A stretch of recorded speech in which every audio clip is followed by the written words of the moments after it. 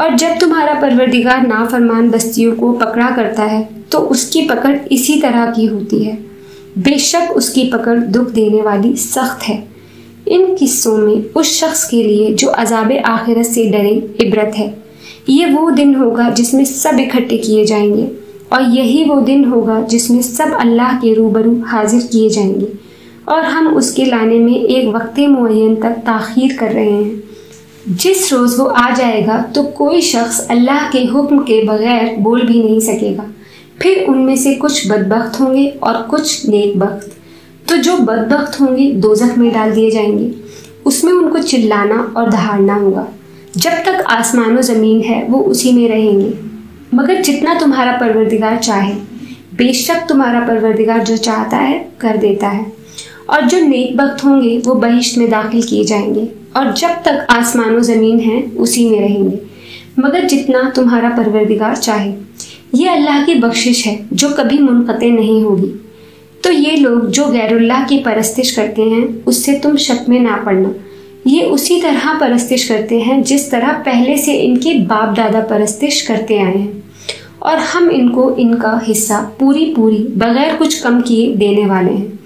اور ہم نے موسیٰ کو کتاب دی تو اس میں اختلاف کیا گیا، اور اگر تمہارے پروردگار کی طرف سے ایک بات پہلے نہ ہو چکی ہوتی تو ان میں فیصلہ کر دیا جاتا، اور وہ تو اس کی طرف سے بڑے بھاری شک میں پڑے ہوئے ہیں۔ اور تمہارا پروردگار ان سب کو قیامت کے دن ان کے اعمال کا پورا بدلہ دے گا، بے شک جو عمل یہ کرتے ہیں وہ اس سے واقف ہیں۔ سو اے پیغمبر، جیسا تم کو حکم ہوتا ہے اس پر تم اور جو لوگ تمہارے ساتھ آئے ہیں قائم رہو، اور حد سے تجاوز نہ کرنا، وہ تمہارے سب اعمال کو دیکھ رہا ہے۔ اور مسلمانوں، جو لوگ ظالم ہیں ان کی طرف مائل نہ ہونا، نہیں تو تمہیں بھی دوزخ کی آگ آ لپٹے گی، اور اللہ کے سوا تمہارے کوئی دوست نہ ہوں گے، پھر تمہیں کوئی مدد بھی نہ مل سکے گی۔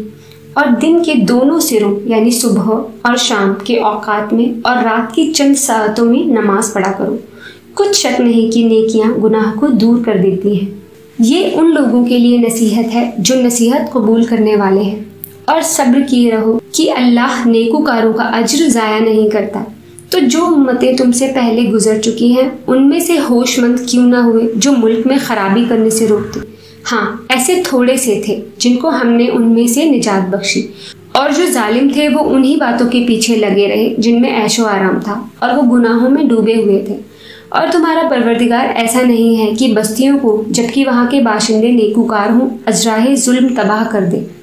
اور اگر تمہارا پروردگار چاہتا تو تمام لوگوں کو ایک ہی جماعت کر دیتا، اور وہ برابر اختلاف کرتے رہیں گے، مگر جن پر تمہارا پروردگار رحم فرمائے، اور اسی لیے اس نے ان کو پیدا کیا ہے۔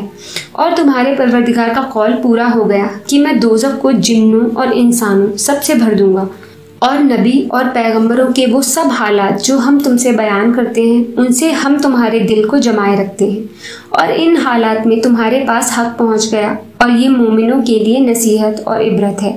اور جو لوگ ایمان نہیں لائے ان سے کہہ دو کہ تم اپنی جگہ عمل کیے جاؤ، ہم اپنی جگہ عمل کیے جاتے ہیں، اور نتیجہ اعمال کا تم بھی انتظار کرو، ہم بھی انتظار کرتے ہیں۔ اور آسمانوں اور زمین میں چھپی چیزوں کا علم اللہ ہی کو ہے، اور تمام معاملات اسی کی طرف رجوع کیے جائیں گے، تو اسی کی عبادت کرو اور اسی پر بھروسہ رکھو۔ اور جو کچھ تم لوگ کر رہے ہو تمہارا پروردگار اس سے بے خبر نہیں۔ سورہ یوسف۔ شروع اللہ کا نام لے کر جو بڑا مہربان نہایت رحم والا ہے۔ الف لام را۔ یہ کتاب روشن کی آیتیں ہیں۔ ہم نے اس قرآن کو عربی میں نازل کیا ہے تاکہ تم لوگ سمجھ سکو۔ اے پیغمبر، ہم اس قرآن کے ذریعے سے جو ہم نے تمہاری طرف بھیجا ہے تمہیں ایک نہایت اچھا قصہ سناتے ہیں، اور تم اس سے پہلے بے خبر تھے۔ جب یوسف نے اپنے والد سے کہا کہ ابا، میں نے خواب میں 11 ستاروں اور سورج اور چاند کو دیکھا ہے، دیکھتا کیا ہوں کہ وہ مجھے سجدہ کر رہے ہیں۔ انہوں نے کہا کہ بیٹا، اپنے خواب کا ذکر اپنے بھائیوں سے نہ کرنا، نہیں تو وہ تمہارے حق میں کوئی چال چلیں گے۔ کچھ شک نہیں کہ شیطان انسان کا کھلا دشمن ہے، اور اسی طرح اللہ تمہیں برگزیدہ اور ممتاز کرے گا، اور خواب کی باتوں کی تعبیر کا علم سکھائے گا، اور جس طرح اس نے اپنی نعمت پہلے تمہارے دادا پردادا ابراہیم اور اسحاق پر پوری کی تھی، اسی طرح تم پر اور اولاد یعقوب پر پوری کرے گا۔ بے شک تمہارا پروردگار سب کچھ جاننے والا ہے، حکمت والا ہے۔ ہاں، یوسف اور ان کے بھائیوں کے قصے میں پوچھنے والوں کے لیے بہت سی نشانیاں ہیں۔ جب انہوں نے آپس میں تذکرہ کیا کہ یوسف اور اس کا بھائی ابا کو ہم سے زیادہ پیارے ہیں، حالانکہ ہم جماعت کی جماعت ہیں، کچھ شک نہیں کہ ابا کھلی غلطی پر ہے۔ یوسف کو یا تو جان سے مار ڈالو یا کسی ملک میں پھینک آؤ، پھر ابا کی توجہ صرف تمہاری طرف ہو جائے گی اور اس کے بعد تم نیک لوگوں میں ہو جاؤ گے۔ ان میں سے ایک کہنے والے نے کہا کہ یوسف کو جان سے نہ مارو، کسی اندھے کنویں میں ڈال دو کہ کوئی راہگیر اسے نکال کر کسی دوسرے ملک میں لے جائے گا۔ اگر تم کو کرنا ہی ہے تو یوں کرو۔ یہ مشورہ کر کے وہ اپنے والد سے کہنے لگے کہ ابا جان، کیا سبب ہے کہ آپ یوسف کے بارے میں ہمارا اعتبار نہیں کرتے، حالانکہ ہم اس کے خیر خواہ ہیں؟ کل اسے ہمارے ساتھ بھیج دیجیے کہ خوب میوے کھائے اور کھیلے کودے، ہم اس کے نگہبان ہیں۔ انہوں نے کہا کہ یہ امر مجھے غمناک کیے دیتا ہے کہ تم اسے لے جاؤ، یعنی وہ مجھ سے جدا ہو جائے، اور مجھے یہ بھی خوف ہے کہ تم کھیل میں اس سے غافل ہو جاؤ اور اسے بھیڑیا کھا جائے۔ وہ کہنے لگے کہ اگر ہماری موجودگی میں کہ ہم طاقتور جماعت ہیں اسے بھیڑیا کھا گیا تو ہم بڑے نقصان میں پڑ گئے۔ غرض جب وہ اس کو لے گئے اور اس بات پر اتفاق کر لیا کہ اس کو اندھے کنویں میں ڈال دیں، اور ہم نے یوسف کی طرف وحی بھیجی کہ ایک وقت ایسا آئے گا کہ تم انہیں ان کے اس سلوک سے آگاہ کرو گے اور ان کو اس وحی کی کچھ خبر نہ ہوگی۔ اور یہ حرکت کر کے وہ رات کے وقت باپ کے پاس روتے ہوئے آئے، کہنے لگے کہ ابا جان، ہم تو دوڑنے اور ایک دوسرے سے آگے نکلنے میں مصروف ہو گئے اور یوسف کو اپنے اسباب کے پاس چھوڑ گئے تو اسے بھیڑیا کھا گیا، اور آپ ہماری بات کو گو ہم سچ ہی کہتے ہیں باور نہیں کریں گے، اور ان کے کرتے پر جھوٹ موٹ کا لہو بھی لگا لائے۔ یعقوب نے کہا کہ یوں نہیں ہے، بلکہ تم اپنے دل سے یہ باتیں بنا لائے ہو۔ اچھا، صبر کی وہی خوب ہے، اور جو تم بیان کرتے ہو اس کے بارے میں اللہ ہی سے مدد چاہیے۔ اور اب اللہ کی شان دیکھو کہ اس کنویں کے قریب ایک قافلہ آوارد ہوا، اور انہوں نے پانی کے لیے اپنا سکہ بھیجا تو اس نے کنویں میں ڈول لٹکایا، یوسف اس پہ لٹک گئے۔ وہ بولا، زہے قسمت، یہ تو ایک لڑکا ہے، اور اس کو قیمتی سرمایہ سمجھ کر چھپا لیا۔ اور جو کچھ وہ کرتے تھے اللہ کو خوب معلوم تھا، اور انہوں نے اس کو تھوڑی سی قیمت یعنی معدود چند درہموں میں بیچ ڈالا، اور وہ اس سے بیزار ہو رہے تھے۔ اور مصر میں جس شخص نے اس کو خریدا، اس نے اپنی بیوی سے جس کا نام زلیخا تھا کہا کہ اس کو عزت و احترام سے رکھو، عجب نہیں کہ یہ ہمیں فائدہ دے یا ہم اسے بیٹا بنا لیں۔ اس طرح ہم نے یوسف کو سرے زمین مصر میں جگہ دی، اور غرض یہ تھی کہ ہم ان کو خواب کی باتوں کی تعبیر سکھائیں، اور اللہ اپنے کام پر غالب ہے، لیکن اکثر لوگ نہیں جانتے۔ اور جب وہ اپنی جوانی کو پہنچے تو ہم نے ان کو دانائی اور علم عطا کیا، اور نیکوکاروں کو ہم اسی طرح بدلہ دیا کرتے ہیں۔ اور جس عورت کے گھر میں وہ رہتے تھے اس نے ان کو اپنی طرف مائل کرنا چاہا، اور دروازے بند کر کے کہنے لگی، یوسف جلدی آؤ۔ انہوں نے کہا کہ اللہ پناہ میں رکھے، وہ یعنی تمہارے میاں تو میرے آقا ہیں، انہوں نے مجھے اچھی طرح سے رکھا ہے، میں ایسا ظلم نہیں کر سکتا، بے شک ظالم لوگ فلاح نہیں پائیں گے۔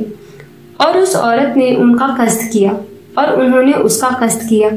اگر وہ اپنے پروردگار کی نشانی نہ دیکھتے تو جو ہوتا سو ہوتا۔ یوں اس لیے کیا گیا کہ ہم ان سے برائی اور بے حیائی کو روک دیں، بے شک وہ ہمارے چنے ہوئے بندوں میں سے تھے۔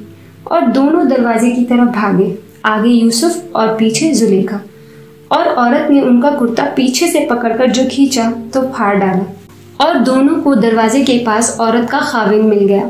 تو عورت بولی کہ جو شخص تمہاری بیوی کے ساتھ برا ارادہ کرے اس کی اس کے سوا کیا سزا ہے کہ یا تو قید کیا جائے یا اسے دکھ کا عذاب دیا جائے۔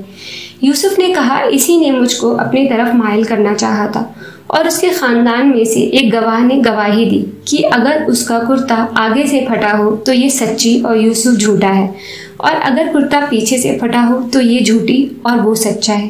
سو جب اس کا کرتا دیکھا گیا تو پیچھے سے پھٹا تھا۔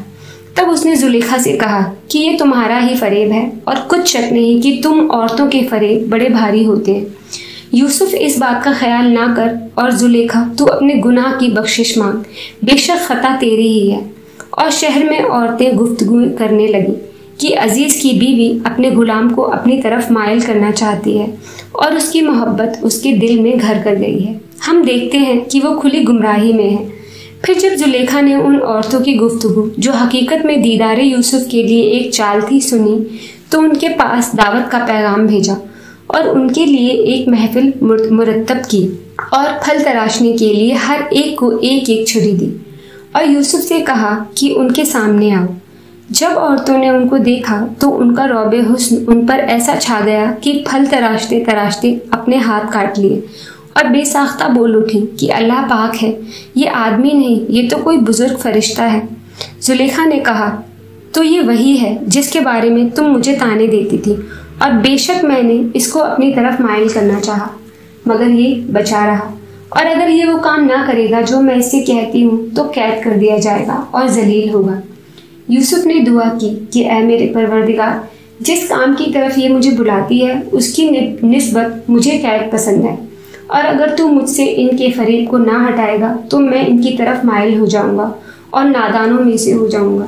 بس اس کے رب نے ان کی دعا قبول کر لی اور ان سے عورتوں کا داو ٹال دیا۔ بے شک وہی تو سننے والا ہے، جاننے والا ہے۔ پھر باوجود اس کے کہ وہ لوگ اس کی بے گناہی کے نشان دیکھ چکے تھے، ان کی رائے یہی ٹھہری کہ کچھ عرصے کے لیے ان کو قید ہی کر دے، اور ان کے ساتھ 2 اور جوان بھی داخل زندہ ہوئے۔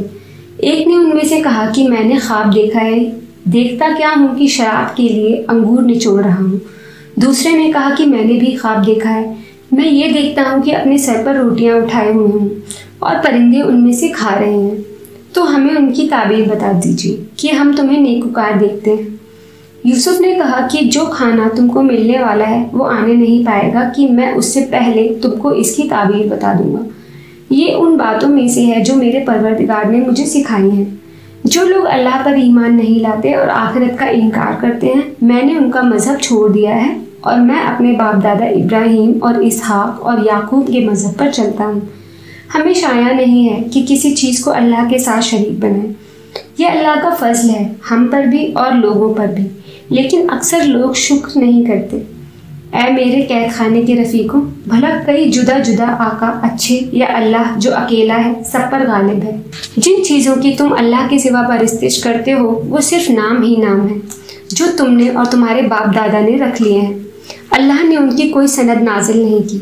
سن رکھو کہ اللہ کے سوا کسی کی حکومت نہیں ہے۔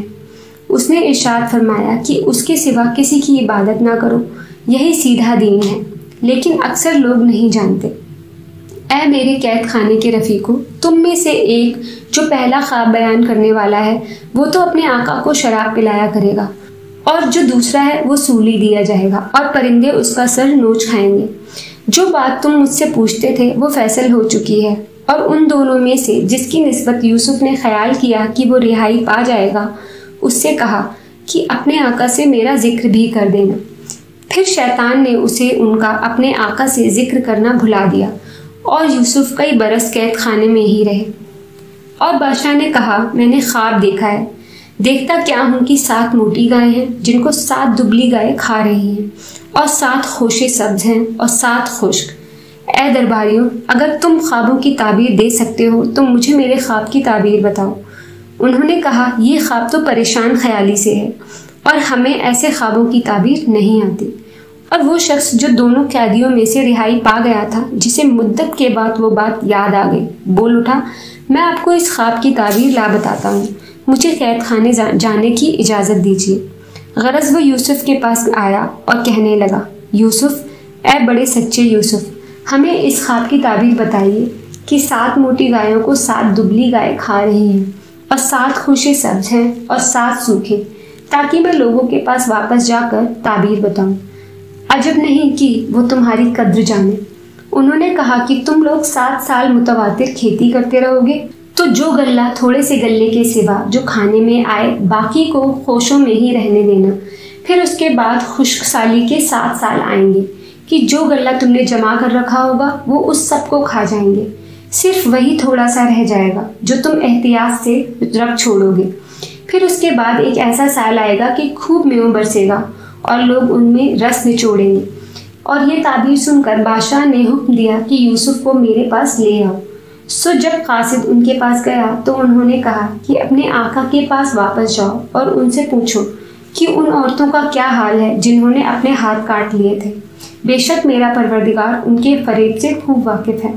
بادشاہ نے عورتوں سے پوچھا کہ تمہارا کیا قصہ تھا جب تم نے یوسف کو اپنی طرف مائل کرنا چاہا؟ سب بول اٹھیں کہ اللہ پاک ہے، ہم نے اس میں کوئی برائی معلوم نہیں کی۔ عزیز کی بیوی نے کہا، اب سچی بات تو ظاہر ہو ہی گئی ہے۔ اصل یہ ہے کہ میں نے اس کو اپنی طرف مائل کرنا چاہا تھا اور وہ بے شک سچا ہے۔ یوسف نے کہا کہ میں نے یہ بات اس لیے پوچھی ہے کہ عزیز کو یقین ہو جائے کہ میں نے اس کی پیٹھ پیچھے اس کی امانت میں خیانت نہیں کی، اور اللہ خیانت کرنے والوں کی چال کو چلنے نہیں دیتا۔